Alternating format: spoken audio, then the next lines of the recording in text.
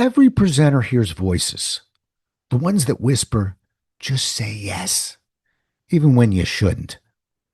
On today's show, I'm going to talk about those moments when ambition and the need for business start steering your judgment away from your actual expertise. I'll walk you through a real client request I turned down, the internal debate that almost got me into trouble, and why protecting your reputation matters more than just winning the job. Ready? Let's go. The Presentation Whisperer. Real-world tips, expert insights, and proven strategies to make every presentation unforgettable. Now, here's your host, professional speaker, and best-selling author, Rob Jolles. Earlier this week, a client contacted me and made a simple, straightforward request. She asked for a program that I don't offer. I'm not trained in this particular topic. I don't write about it, and I don't deliver modules in it. My mind had a field day with the request. First, I thought about renaming the request. Well, I have a program that's kind of similar to this request that deals with prospecting. Maybe I should tell this client that's what she really needs. The request was not for prospecting, but my instinct was simply not to give up. Maybe I could find something related that I felt comfortable delivering. Thank goodness I didn't give in and sell something that was not what the client was asking for. However, my mind wasn't allowing me to say no quite yet. And then I thought about discounting their request.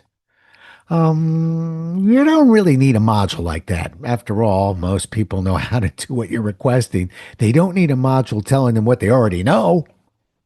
The fact is that the module she's requesting is something that certain clients can benefit from, but it's not my specialty.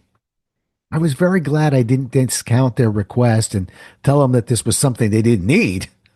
Oh, my jealous mind is extremely competitive and stubborn. Finally, the most dangerous thought of all raced through my mind. I thought about telling the client that I could do it. Why, sure, I can do that. Why, I practically wrote a book on the subject. I'm a walking encyclopedia, and people call me a subject matter expert on the issue. Yeah, that's the ticket. All three of those thoughts are natural, particularly for someone like me who's bred to compete.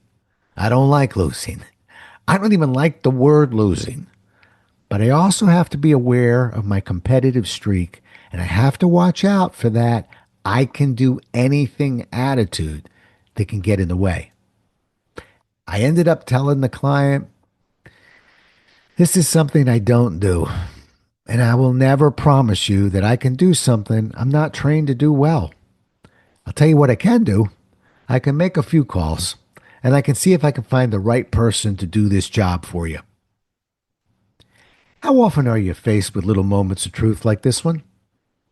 How many times do we try to obtain someone's business even when we know we really aren't the best person for the job?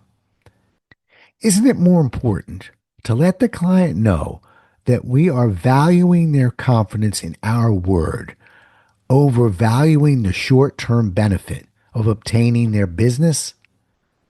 They sound like such similar questions, but the truth is our instincts can often cloud over our judgment, particularly in a difficult economy or with a business that's suffering.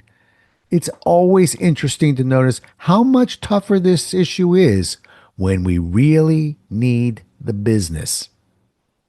Some years ago, I gave in to the temptation of listening to the voices in my head that blurred the line between what I could do and what I could almost do. I was pushed into a presentation by a client who doubled my rate to convince me to teach a subject I knew little about. Listen to that last sentence again. I was pushed into a presentation by a client who doubled my rate to convince me to teach a subject I knew little about. It sounds like I was some kind of victim, which is exactly what the voice will tell you. You were pushed into it. They doubled your rate and convinced you. They had you teach a subject you knew little about. Oh, and If it doesn't work, it'll be their fault. Of course, that's not how the game works. If you tell a client you can do something and you fail to live up to that commitment, it's no one's fault but your own. I gave that presentation some years ago, and it was clearly not my best work. And at the end of the day, isn't our best work what we want to be known for? So take it from a subject matter expert. Please understand that every time you make a promise to a client that you can do something, you have to back up your promise with a top-notch performance. You have one priceless asset that outweighs all the other voices in your head hoping for business: your reputation. Thanks so much for listening. If you enjoyed today's show, please follow, rate, and review on Apple, Spotify, or wherever you listen. For more resources and to connect with Rob, visit thepresentationwhisperer.com.